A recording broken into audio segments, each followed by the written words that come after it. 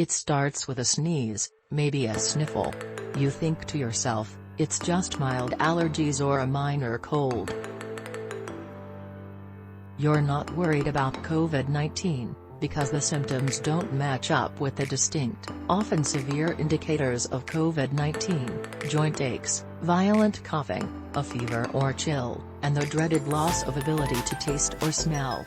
But with the Omicron variant now the dominant strain in the United States infecting the unvaccinated and fully inoculated alike, health experts warn the symptoms that previously helped people to gauge whether they had a cold, flu or COVID-19 are no longer the useful marker they once were.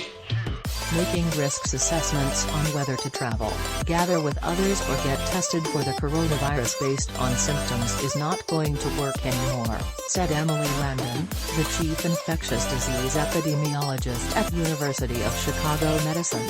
Complicating matters is that pandemic-fatigued populations must once again revise what they thought they knew about the coronavirus.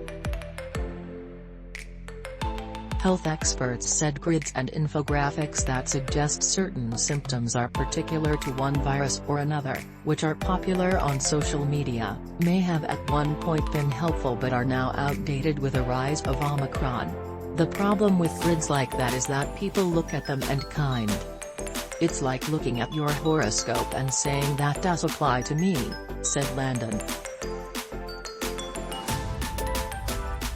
Symptom grids and graphics can easily lead people to erroneous conclusions, like believing their symptoms only fit the category of a regular cold, not the coronavirus. It's confirmation bias, Landon said. In this Omicron-dominant season, symptoms of cold, flu or COVID-19 are overlapping to a large degree, with the exception of the losing a sense of taste or smell, which remains specific to COVID-19.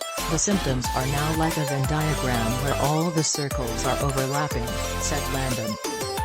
Anecdotally, Landon has heard a growing number of patients who have sneezy, stuffy heads and scratchy throats, things that seem more associated with the common cold, only to have test results confirm it's the Omicron variant of COVID-19. There are a handful of factors contributing to the blurring of symptoms among viruses, including Omicron's characteristics, the way symptoms present in vaccinated people and the rise in cold and flu cases compared with last year's pandemic winter. Unlike earlier variants of concern, like Delta, Omicron has a higher affinity for the upper respiratory epithelium, said Landon. It's more likely to make people sniffle more, sneeze more or be congested. The mildness of Omicron's symptoms for vaccinated people in particular may give them a false sense of confidence that they have a cold rather than a highly transmissible variant of COVID-19. Those who are vaccinated and have minor cold-like symptoms are way less likely to stay home now, and they see